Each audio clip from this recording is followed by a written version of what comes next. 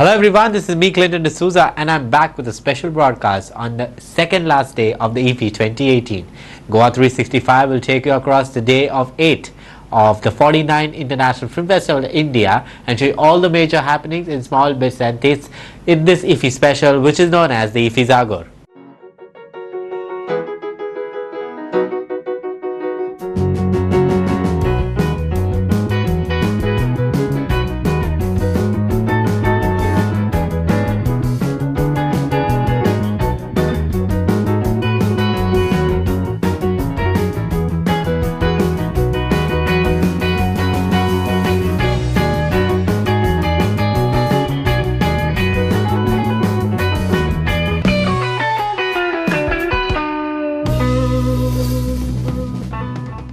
The 49th edition of IFFI will conclude on the 28th of November, that's Wednesday tomorrow. On Tuesday, as usual, a huge crowd was seen standing in queues to enter the festival venues and the screening areas to watch films like Aika, Mug, Vision Ranchi Diaries, Beauty and the Dogs and more. Now, Goa 365 presents to you the finest artwork and amazing designs that made the capital city moreover the festival more creative and attractive. All these designs and artwork is done not only by some big event companies or designers, but in fact by the students of the Fine Arts College in Goa. Take a look.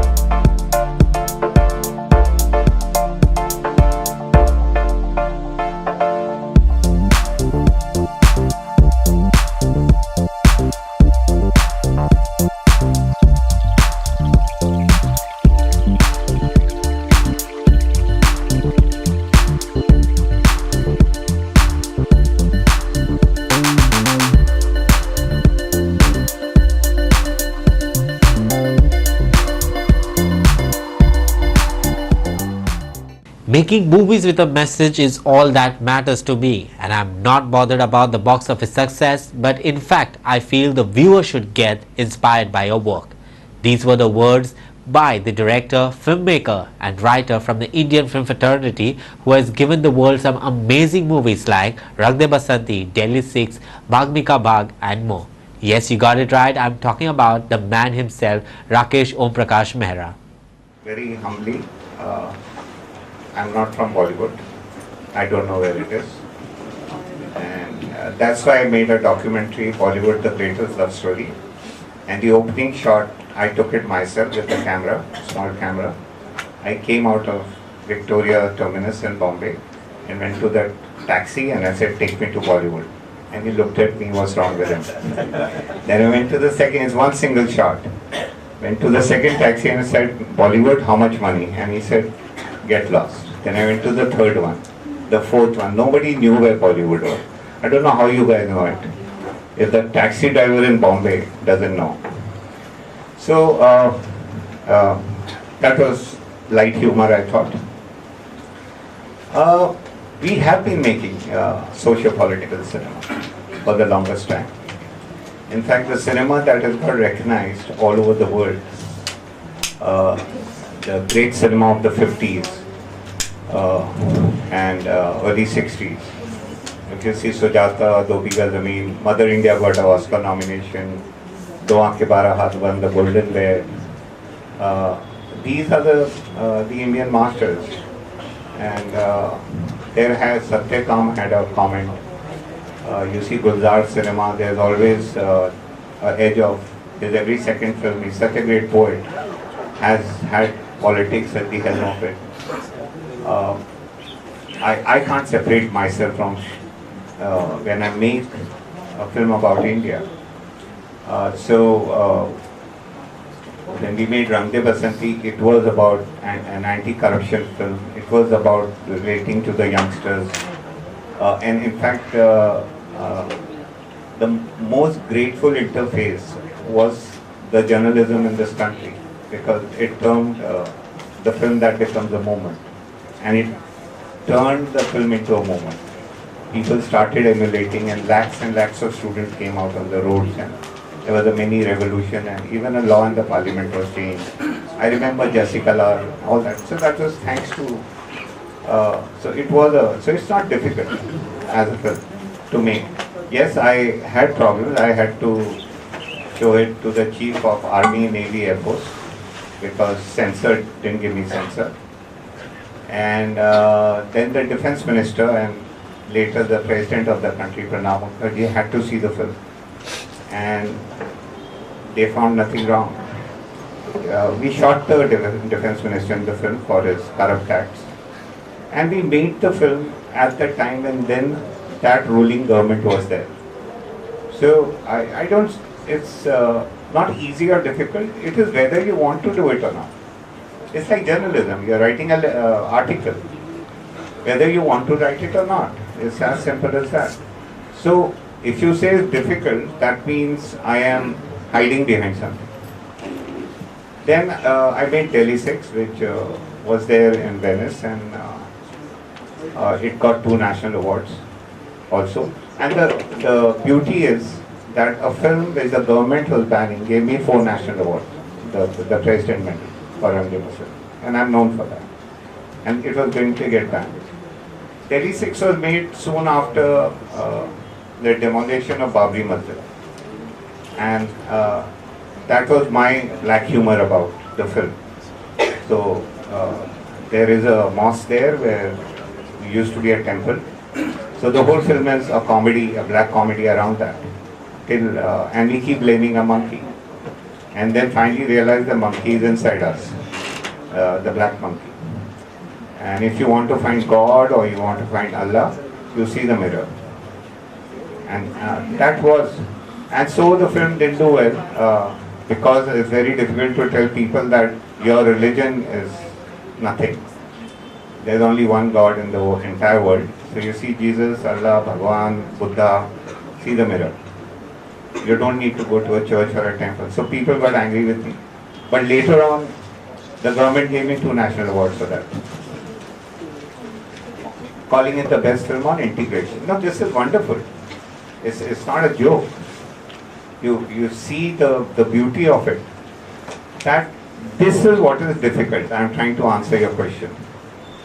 It's not difficult for me to make the film. It's difficult for the other side to recognize the film as such. Even though, so I'm grateful. And you get rare occasions to be grateful to the government. But I'm really grateful that it happened. And then again, Bhag Milka Bhag was about while partition of India. A lot of people mistook it as a biopic on a sportsman. But films work in layers, you know. And you're always surprised because you make it for some reason, it gets known for something else. When millions of people were celebrating independence of India, and we celebrate every 15th August and we take the flag and you know all that, millions were suffering the partition of India, and Pakistan was remade. You know, women and children had the biggest problem, because whenever there's ethnic violence, women suffer. And you know, whenever there's war, women suffer. And children suffer. So it was about women and children, the whole film. And one of that child became the world champion in athletics and in Rome Olympics. Was the film opened in Rome, 1960 Olympics. So I have a definite connection with Rome. I think I should now get a house there so that next time there is no rent to be paid. It was my first visit to Rome. I'll come back. I have always wanted to go to the city for the longest time. And every time I had been around, and there were hundreds of chances for me to go there. And I promised myself I will not go without my film. Because this country belongs to film. And I can only go there and show my respect when I go with a humble presentation. It's not that I made a great film. We all tried, but it was my way of paying back the great masters in my very little way. Obviously, I'll never be able to match up to their brilliance and genius and creativity. But you never know. What you learn from your teachers, you have to pay them back. So for me, when I got the letter from the director, I was very happy. And so I remember we had to travel on, I had to reach on the 21st, I think, of last month or something like that. And I started packing my bag from the 10th. So my family was going mad, what was going on. Because you can't start packing a bag 11 days in advance. So I used to open it every day and put something and say, I need this, no I don't need this. So my wife was going crazy. My dogs were going crazy. They were playing in the bag, they thought it's a new game. My son just looked at me and he said, this guy has, I thought he was going old, he's actually gone old. I was so looking forward to go to Rome, to the festival. Can we? Yeah. Sorry, please. Yeah. And it really meant a lot to it really meant a lot to me. And I have never felt like this in other festivals. I don't know why. There's no reason. But it felt like, I think it's the people. It's the people. And beside the way it's managed and everything, is how the people embrace you. Okay. Coming from theatre and modelling made us see the industry from a different point of view. These two Bollywood stars who started their journey behind a small curtain and turned into big stars on the silver screens share their journey. At an interactive session of the 49th Film Festival of India, there were two Bollywood stars, Chitrangana Singh and Jim Sharp. Here is their journey. This is the first time I'm doing a forum like this. So thank you so much for having me here, and hi everyone.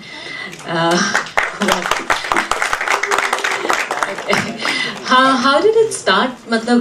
You're right. I mean, I did start modeling in college for a little bit of money, and then that led to a music video that I did for Gulzar Saab. And पहली बार गुलजार साहब एक music video direct कर रहे थे, and Meghna Gulzar was producing it. So I actually met them the first time I ever got, so to speak, a movie camera, in front of a movie camera was for that. So then that happened, and then somebody saw that music video. Then they called me for an audition that they were having for Hazaro in Delhi. They were auditioning a lot of National School of Drama people there.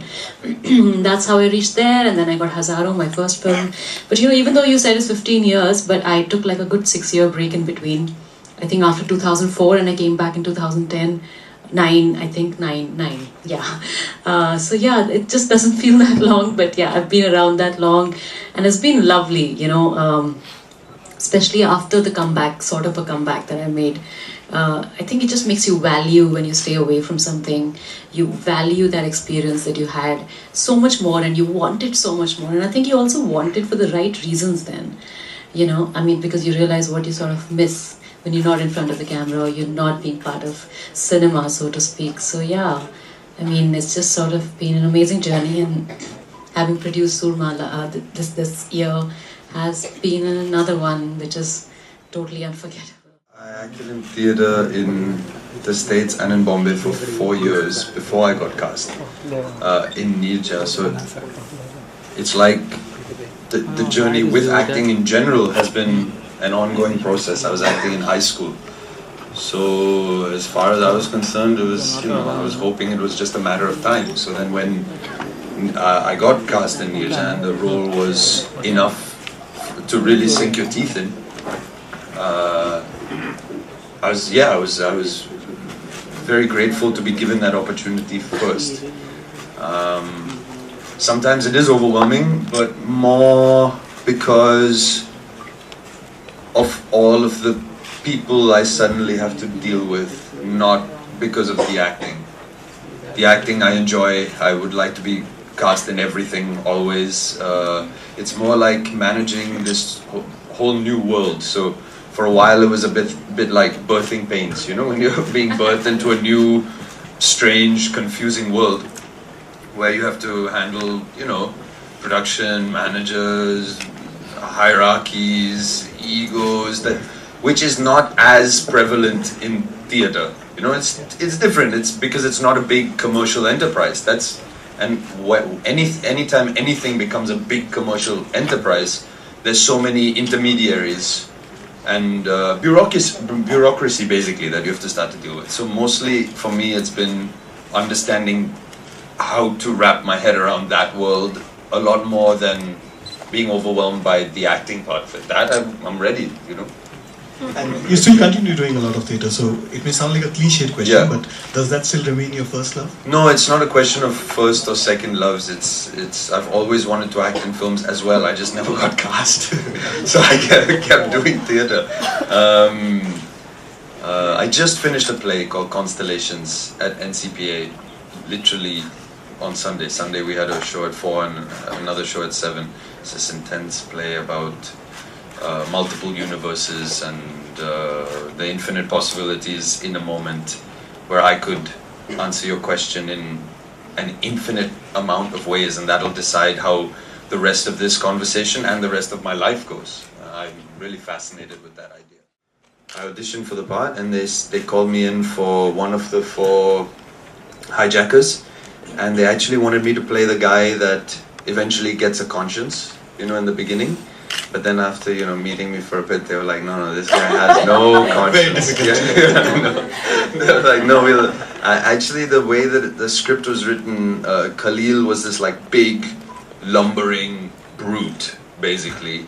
He was always described like red-eyed and like, always. And then, I don't know, I thought it became actually more interesting that the person the person who was cast as Khalil then eventually wasn't like the biggest one out of the 4. He was just the most ruthless. He was just the most like focused. And that only happened over the course of the workshop that we did for 5 days. So when I finally read the script, I was like, no, I want this other part. I don't want that guy who has a conscience part. This other guy is more interesting, has more to do. So I was gunning for it during the workshop. And I think the guy running the workshop, Vinod Rawat, really good acting coach.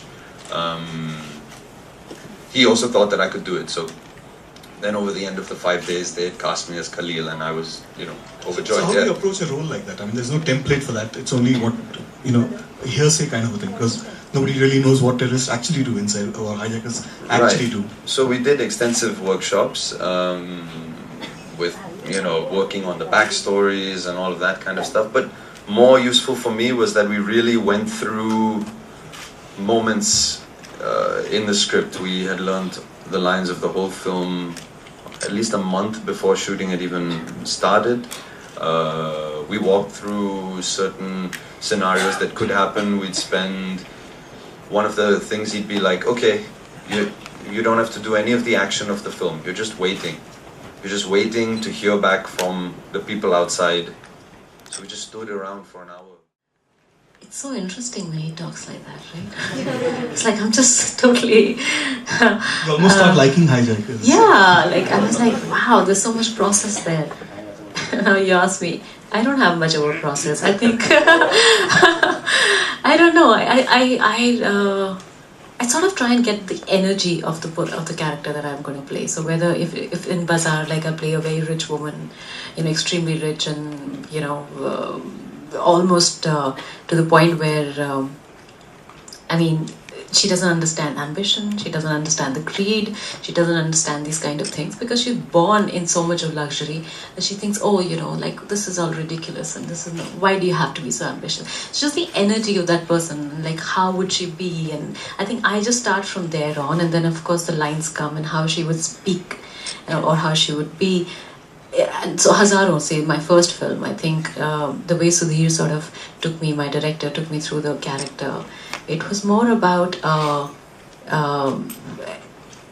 and what was amazing was because the first time that I had ever acted, I'd never acted before that. I'd never seen a movie camera before that, like literally, like no action, nothing happened. So the first scene that I did had no dialogues in it. I'm in this circuit house that she's waiting, and she's already married to someone, but she has a lover and she's waiting, that is played by K.K. Menon, and he's coming to meet her and she's waiting for him. So the way Sudhir sort of directed me at that point was that he said, you have to be this woman who is who's in love, is guilty, is a little ashamed of what she's doing, but she thinks she's right in loving and wanting the man that she thinks she should be with, and you know she's married to the wrong man. And I have no dialogues, and I'm just kind of lying down, and I slowly start opening my hair like a Judah, you know. And he said, that is the energy that I want to see on your face, and that's the person I want to see. So I think the whole film he directed me like that, and that's where I sort of got a sense of a process. That, you know, I need to catch on to the feelings, every single feeling that she's feeling at that point, not just one thing, you know, and then try and bring out like a mix of all that. So whether she gets up and she gets off the bed, okay, she's ashamed, but she's in love. So, you know, I sort of try and take myself through these words, and this, I don't know if this is making sense. I didn't go to a film school, but this is a sort of a process that I think I try and, you know, sort of work at. The evergreen legend who still gives hits at the box office is in Goa. Yes, it's the man himself, the Anil Kapoor. He has won an Oscar for Slumdog Millionaire along with national and Saint awards for his contribution towards cinema. Yes, it's him. Please welcome none other than Mr. India himself, the evergreen Anil Kapoor. This amazing star is not only giving super hits in Indian Bollywood cinema but also flourishing in the Hollywood. In an interactive session, he was accompanied by his younger daughter, Riya Kapoor. I was Anil Kapoor's daughter. Everybody thought automatically that ye to heroine banegi, you know. And when I went to film school and theatre school, I didn't know what I wanted to be, you know. I had no idea. I thought something, but now I know because I'm 30 and I'm older what it actually feels to want something, you know. And at that time I didn't know.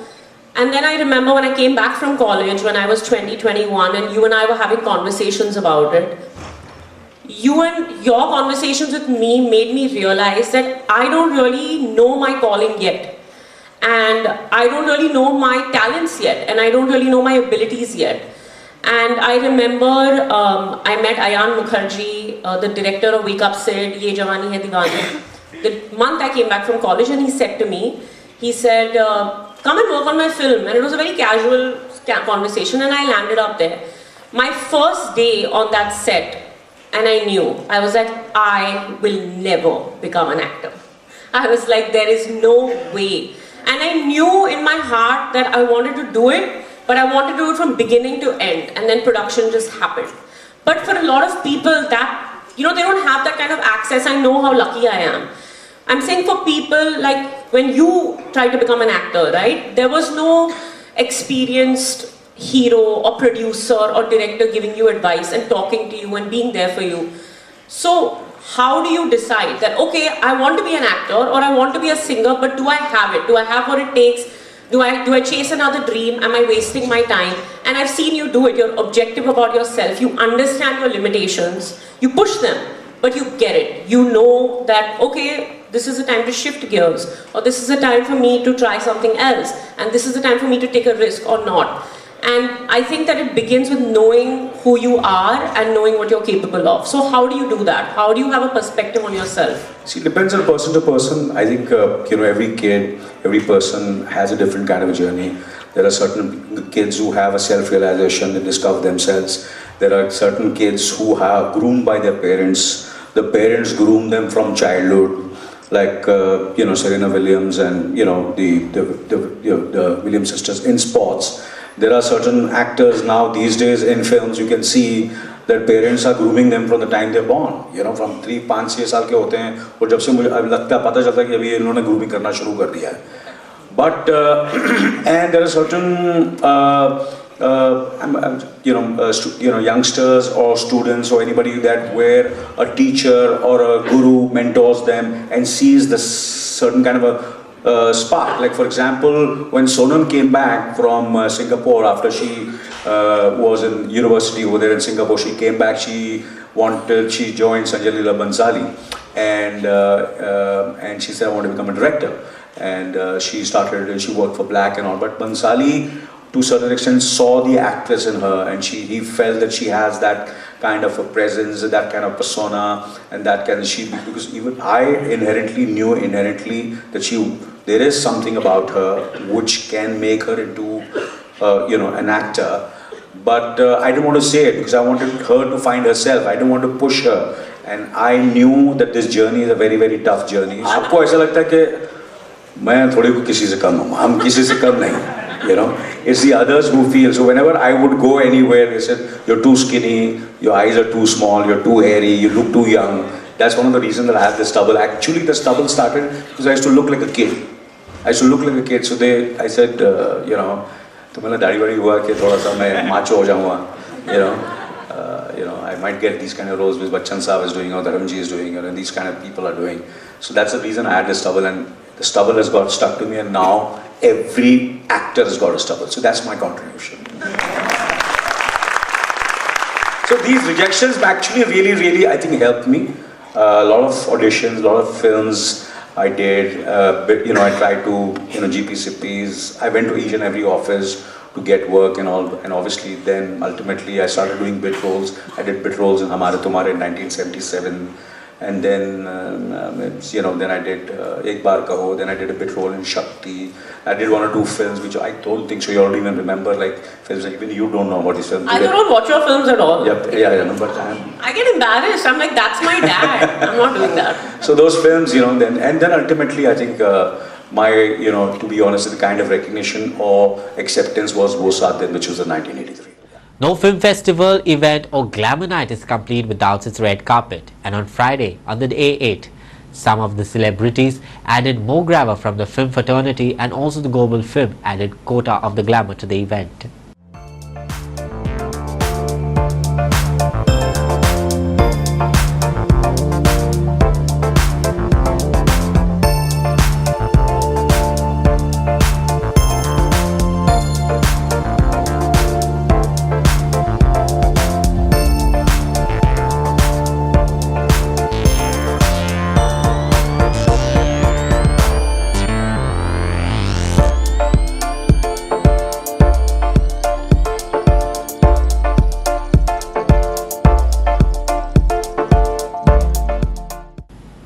We also got in touch with the delegates and also some invitees from the film festival. Listen to what they have to say. It was great. I was welcomed really warmly. It's my first time in India. I'm very happy to be here. The festival is nice. It's a beautiful set, location. It was easy. Everybody was helping me, and I came here to give a master class on cinematography, and it went very well. And I think it was a very good experience. How did you like Goa, sir? How did you like our country, India? I love it. I mean, I didn't see much yet, and I will extend my stay actually because I want to see more. So I'm gonna go visit Goa a little bit more, and also the beaches around. And after, I will try to go maybe to Rajasthan and Varanasi and Mumbai and Kerala and do a bigger trip. This is my first time in India, first time at IFFI, and it was a crazy experience. It was so nice. People are so nice, so kind. Movies were great. I've seen also the retrospective on Ingmar Bergman. He's one of my favorite directors, and watch his movies, his works on the big screen was something that I won't forget. I have to thank IFFI for all this experience. It was crazy. Yeah, the organization was quite bad, honestly. I was quite disappointed because there was no information first what to expect. It was very short notice when the schedule came out, and also some difficulties with a rush line and ticket line. But I think this is already discussed. But otherwise, I mean, great films, great people. And any specific film you have watched? Many. The last film I watched was the Silent Classroom, I think. The German production was a great film. Yes. Also, an Indian film I watched yesterday was Walking with the Wind. That was shot in Ladakh. It was beautiful images and.